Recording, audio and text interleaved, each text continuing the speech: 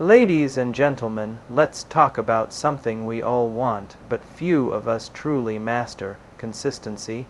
People often ask me, how do I force myself to be consistent? And I always smile, because the very question reveals the real obstacle. You don't need to force yourself, you need to understand yourself. We think consistency is about motivation. We wait for a spark, a burst of inspiration, a perfect moment. But motivation is like a matchstick. It burns bright and then disappears. Consistency is not a matchstick, it's a fireplace. It's something you build brick by brick. Consistency comes from asking not, what do I want to do, but who do I want to be? When your identity aligns with your actions, consistency is no longer force. It's automatic. We love big goals, we love big dreams, but big dreams without daily habits become fantasies. Consistency isn't built in the moment of excitement, it's built in the moments of boredom. Greatness is not the result of intensity, it is the result of repetition. You don't become fit by going to the gym for 9 hours straight. You become fit by going every day for 20 minutes. Small, repeatable actions performed even when you don't feel like it are what shape your future. People who appear disciplined are not superhuman. They simply design environments where discipline thrives. When you remove friction, consistency becomes easier. If your gym clothes are already laid out, if your workspace is already clean, if your goals are already written the night before, you don't need to think. You only need to show up. The easiest way to force yourself is to remove the need for force at all. We often talk about consistency as if it's some kind of magical strength that a few disciplined people possess and the rest of us desperately chase. We think if we just force ourselves harder, push ourselves more fiercely, or shout at ourselves internally long enough, we'll somehow become consistent. But that has never been how human beings work. We are not machines. We don't run on commands. We run on meaning. We run on identity. Consistency becomes difficult when we see it as a battle against ourselves. But what if the real problem isn't lack of discipline? What if the struggle comes from trying to act in ways that don't match who we believe ourselves to be? Think about this for a moment. When you say, I need to force myself to be consistent, what you're really saying is, I'm trying to behave like a person I don't yet believe I am. And that tension, the gap between action and identity, is what drains your energy, your motivation, and your willpower. But identity is powerful. When you define yourself a certain way, your actions follow almost effortlessly. For example, if someone sees themselves as a healthy person, going to the gym isn't a chore, it's part of who they are. Eating well isn't a forced decision, they simply act in accordance with their identity.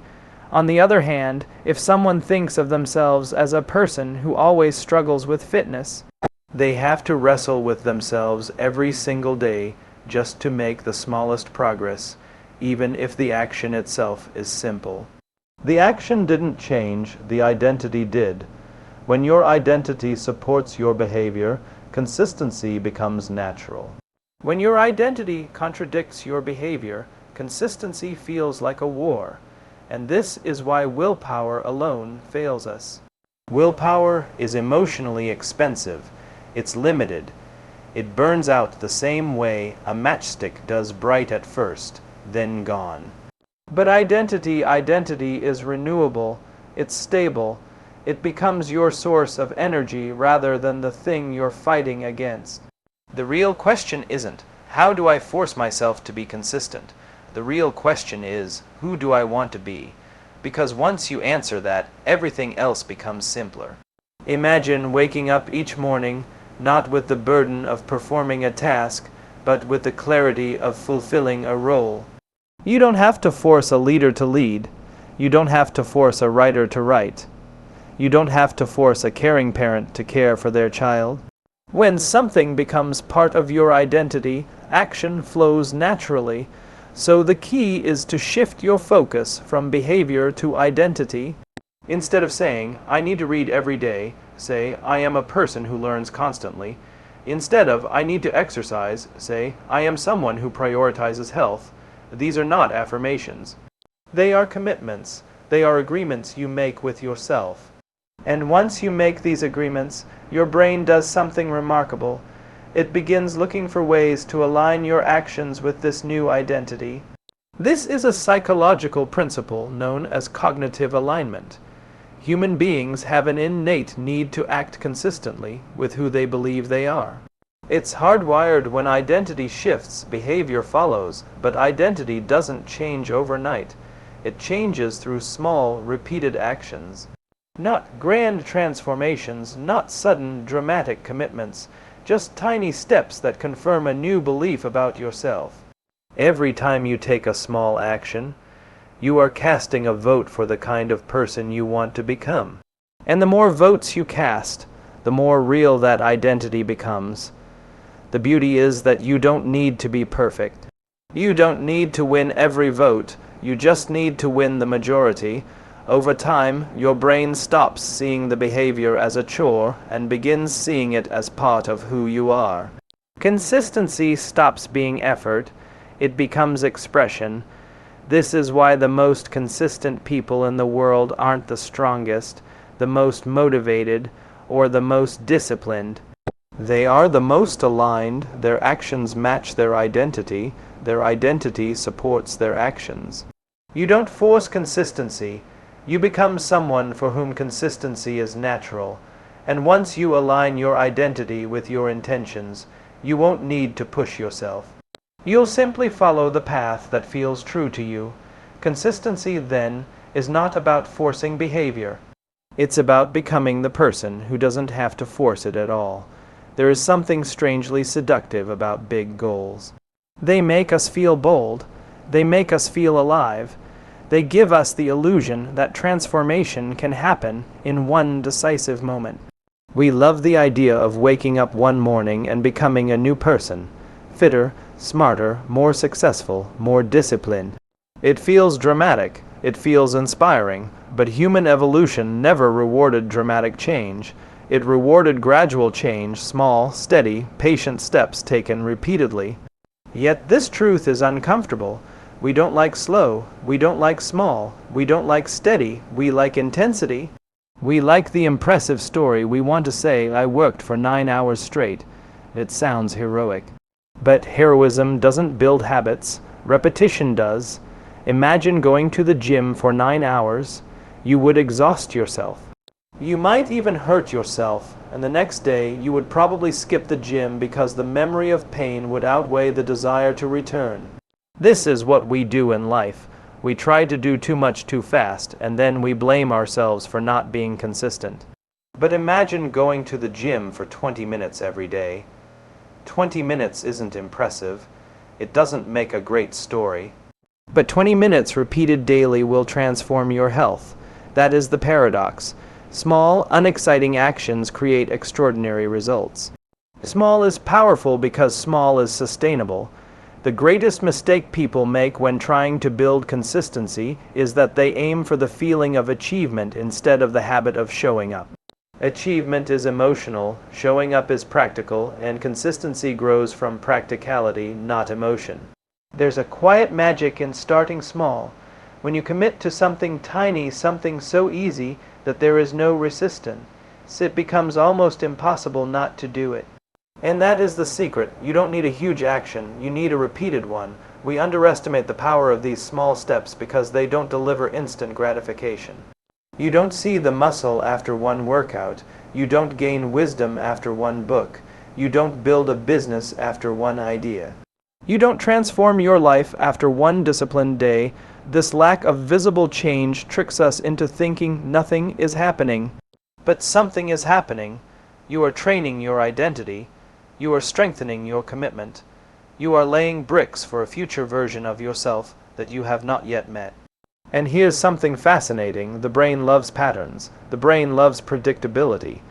When you show up in a small way every day, your brain begins to trust the behavior. It begins to say, this is who we are now. And once your brain accepts a new identity, consistency becomes easier because you are no longer pushing yourself. You are simply following your nature. Small actions build the foundation. Consistency builds the structure, and time builds the result. But this requires patience. It requires humility. It requires the maturity to say, this may not feel dramatic today, but it will matter a year from now. Most people quit because they are fixated on the timeline instead of the trajectory. They want change quickly, and when they don't see it, they stop. But consistency isn't about speed, it's about direction, and small daily steps ensure you're always moving in the right one. Think about a tree. Before it grows tall, it grows roots. Deep roots, invisible roots, roots that nobody sees. Roots that take time, but those are the roots that make the tree strong enough to weather storms later. Your small daily actions are your roots. They are the invisible foundation of the future you're building. Some people will underestimate your small efforts. They will see no glory in them, but that's okay. You're not building your life to impress others. You're building your life to become someone you're proud of. And the beauty of starting small is that it naturally grows. 20 minutes becomes 30 without forcing it. Reading 1 page becomes reading 5. Waking up 10 minutes earlier becomes waking up an hour earlier. Small actions compound. They compound quietly, silently, without applause, but with incredible impact. Slow is smooth. Smooth becomes consistent. Consistent becomes unstoppable. So the next time you feel the pressure to overhaul your entire life in one grand gesture, remind yourself, greatness isn't built in leaps. It's built in steps. Small, intentional, repeatable steps. You don't need to be spectacular today. You just need to show up. Because showing up, especially in small ways, is how consistency begins. We often believe that discipline is a character trait, something you either have or you don't. Some people appear effortlessly disciplined, almost superhuman in their ability to follow routines, achieve goals, maintain habits, and stay consistent. And the rest of us wonder, why can't I be like that? What's wrong with me? But discipline is rarely about strength. It's about structure. It's not an inner force you summon. It's a system you design. Human beings are not built to rely on motivation alone. Motivation is emotional. It fluctuates. It comes in waves. It arrives dramatically and leaves quietly. No matter how determined you are, no matter how passionate you feel today, there will be days when you don't want to do the thing you promised yourself you'd do. And that's normal. That's human. This is why people who depend solely on motivation often fail, not because they're weak, but because their strategy is flawed. They're trying to build consistency on top of an unstable foundation. People who seem disciplined don't actually rely on motivation. They rely on environments that make disciplined behavior the easiest option. Think about brushing your teeth. Most people don't skip brushing their teeth because the toothbrush is right there in the same place every day. You don't debate whether you should brush. You don't fight with yourself. You don't bargain. The environment is set up so that brushing is automatic. And so the behavior becomes automatic. But if your toothbrush were hidden somewhere different every morning, tucked into a random drawer, stored in a suitcase, lost under a stack of towels, you'd be amazed at how often you'd skip brushing. Not because you don't care about your health, but because the environment would introduce friction. Friction is the enemy of consistency. Remove the friction, remove the struggle. Most of what we label as lack of discipline is really just too much friction. When you have to search for your running shoes, find your notebook, clean your workspace, or make too many micro decisions before taking action, your brain starts negotiating. And negotiation is the gateway to procrastination. Once negotiation begins, resistance grows. But when your environment is organized in a way that supports your goals, the negotiation disappears. You don't need to feel like it. You just do it because the path is already laid out. This is why small systems matter so profoundly. Laying out your gym clothes the night before, leaving your journal open on your desk, preparing your meals ahead of time. Organizing your workspace so it invites work instead of blocking it. Automating your schedule so your brain doesn't have to manually decide every day. These are not trivial actions, they are structural decisions that shape your behavior. They turn the behavior from a choice into a default. And that is the real power of designing systems. They make the desired behavior the path of least resistance. When we remove the friction, discipline becomes less about force and more about flow. This is why people who appear incredibly disciplined often don't see themselves as disciplined at all.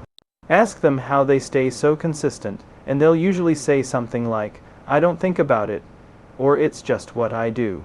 Their environment has been intentionally shaped to make the right actions effortless. This doesn't mean the system eliminates hard work. It simply reduces the number of battles you have to fight. Instead of fighting 10 small battles before you even begin, deciding what to do, where to do it, what you need, how to start, you fight one battle, the act itself. And often, even that becomes easier because the momentum from the system pulls you into motion. People often think that designing environments and systems is unnecessary or excessive. But the truth is, systems are the hidden scaffolding of every long-term success story. Behind every consistent athlete, writer, entrepreneur, or creator is not superhuman discipline, but a thoughtful structure that prevents chaos from creeping in. You don't need more motivation. You need fewer obstacles. You need fewer decisions. You need fewer negotiations with yourself. If you build a system that supports your habits will support your goals. Nothing changes your behavior more effectively than an environment that nudges you toward the life you want. Once you experience this, consistency stops feeling like effort. It becomes the natural outcome of a well-designed life. Discipline, then, is not a test of strength. It is a test of structure. And when you build the right structure, consistency becomes inevitable. There comes a moment in every person's journey where discipline fades, excitement disappears, and the initial spark that once felt unstoppable begins to dim. We tell ourselves that we're lazy, unmotivated, or incapable of staying consistent. But very rarely do we stop to ask a deeper question. Why did the spark fade in the first place? Most people assume they lose consistency because they lack effort. But more often, it's because they lack clarity. A weak why is the single biggest reason consistency collapses. Human beings don't move because they're told to. They move because something inside them pulls them forward. That internal pull, that emotional anchor, that personal reason, that sense of purpose, is what keeps us going long after motivation has burned out. When someone wants to give up and yet continues anyway, it's not discipline carrying them, it's not grit. It's not willpower, it's their why. A strong why transforms effort into devotion. It makes the uncomfortable feel meaningful and the repetitive feel purposeful. When your why is strong, your excuses become quiet. When your why is weak, your excuses begin to speak louder than your intentions. Think about the moments in your life when you showed extraordinary consistency without even realizing it. Maybe it was caring for someone you love. Maybe it was pursuing a dream that felt deeply personal. Maybe it was building something that mattered to you.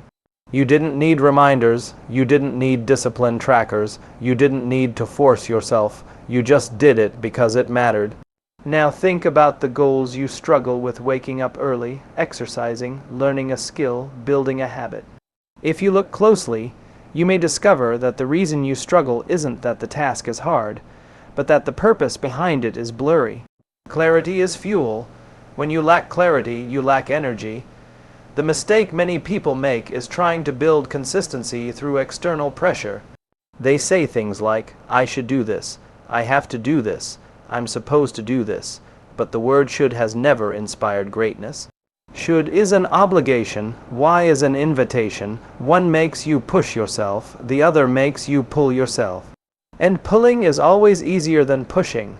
When you articulate a why that speaks to who you are, not who others want you to be, your actions begin to feel natural instead of forced. The why becomes the compass that directs your behavior, but the why cannot be generic. It cannot be borrowed from someone else. It must be yours, deeply yours. If you want to stay consistent with fitness, simply saying, "I want to get fit," won't carry you through the days when you feel tired. But saying, "I want to be the kind of person my kids can look up to," or "I want to prove to myself that I can build something strong," gives the effort meaning. The why makes the sweat worthwhile. If you want to stay consistent with learning, "I need to read more," won't carry you far. But "I want to expand my mind so I can expand my life," or "I want to create opportunities my family never had," will keep you turning the pages even when the world around you is loud and distracting.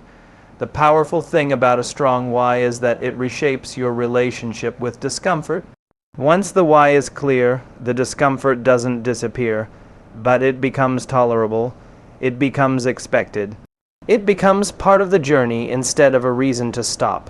The people we admire, the leaders, the creators, the innovators don't wake up every day filled with enthusiasm. They wake up connected to something larger than convenience, something larger than today's mood, something larger than the difficulty of the task.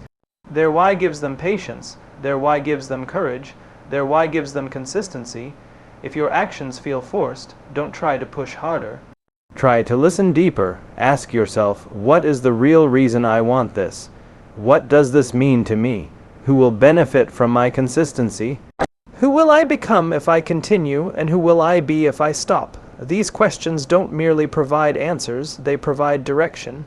And direction, more than motivation, is what shapes a consistent life, because when the why is strong enough, you won't need to force yourself.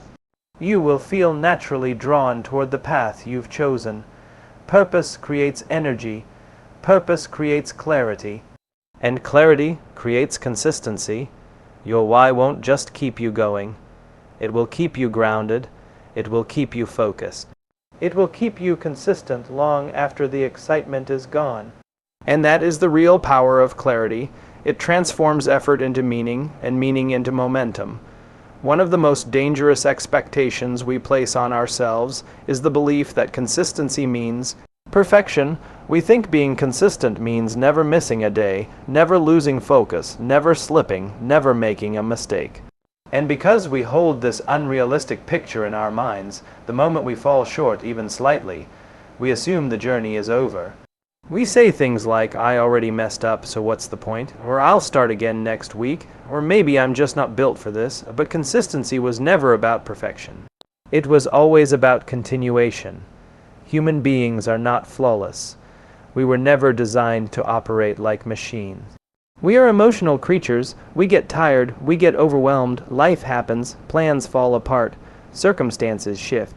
And in those moments, it's easy to believe that our inconsistency means failure. But missing a day doesn't define you. Stopping defines you. The truth is, every meaningful journey includes moments of struggle. Not because you're weak, but because you're human. In fact, the people who appear incredibly consistent are not people who never fail. They are people who recover quickly when they do.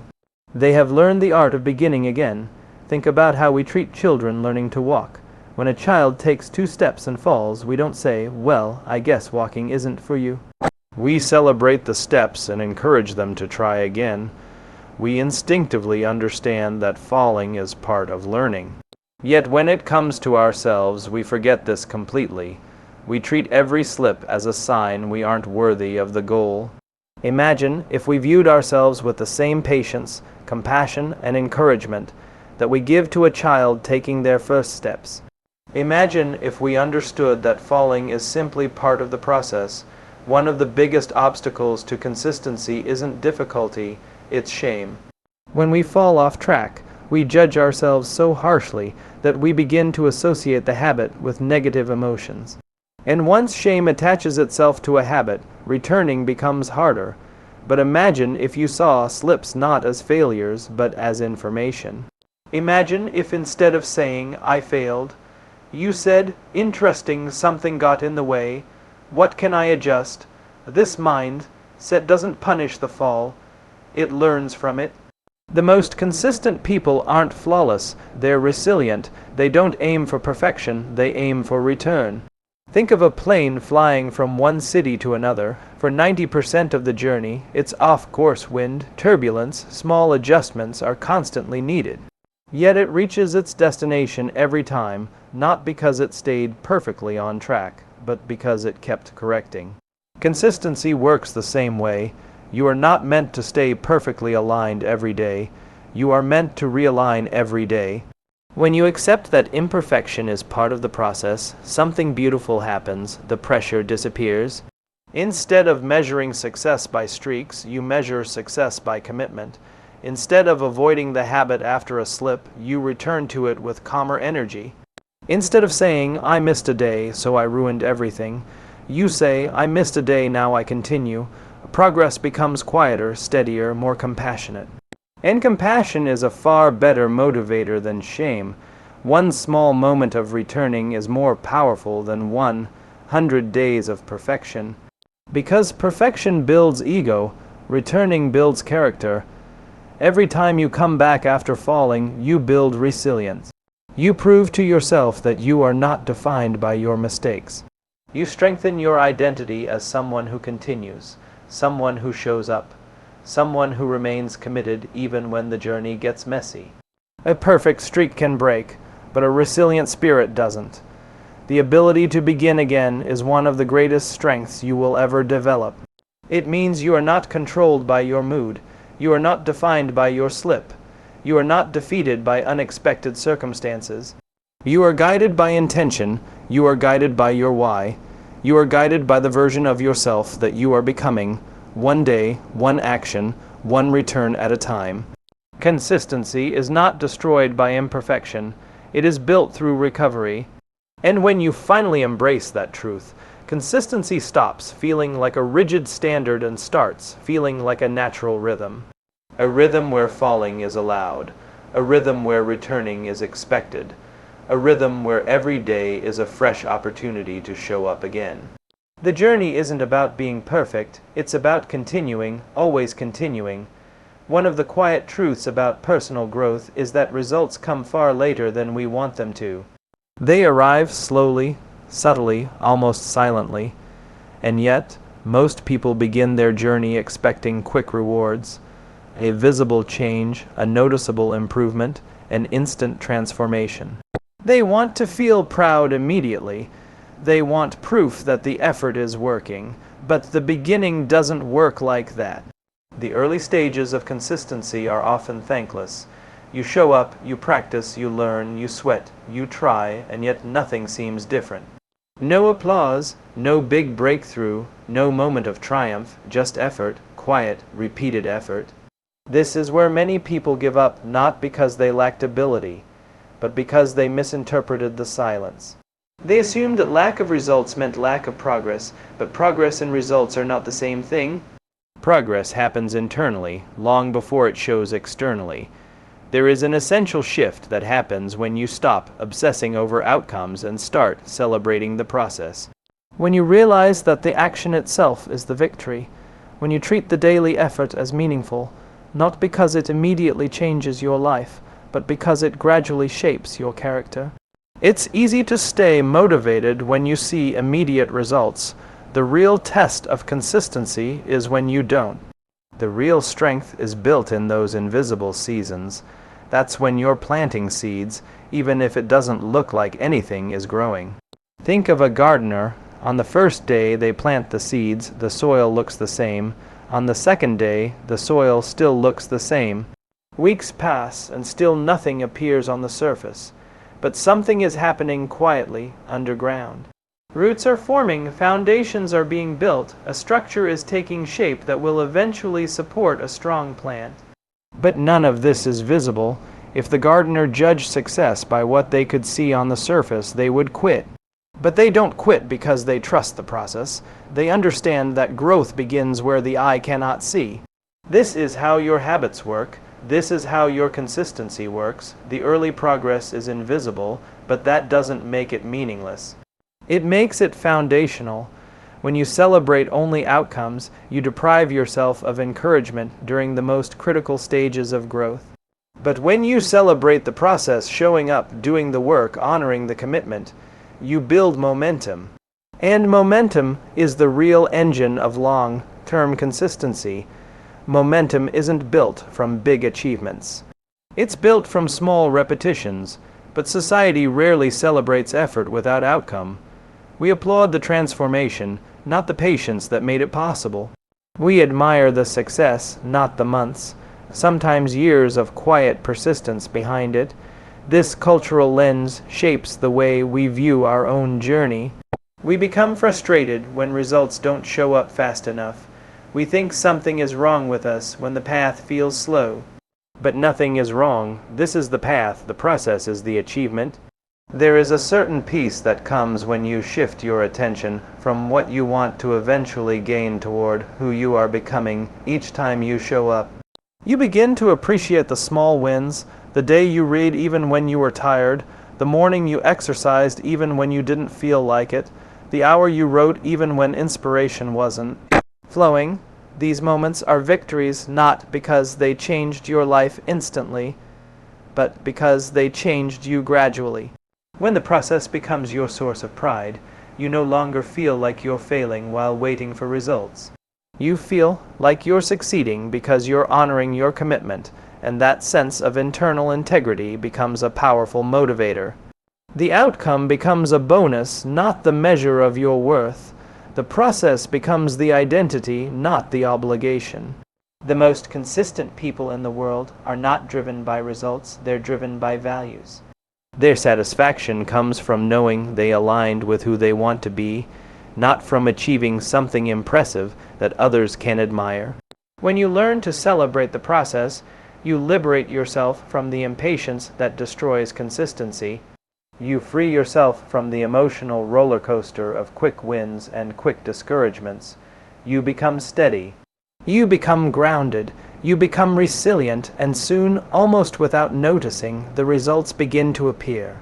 Not because you chased them, but because you built the habits that naturally produce them. The process is not the path to success. The process is success.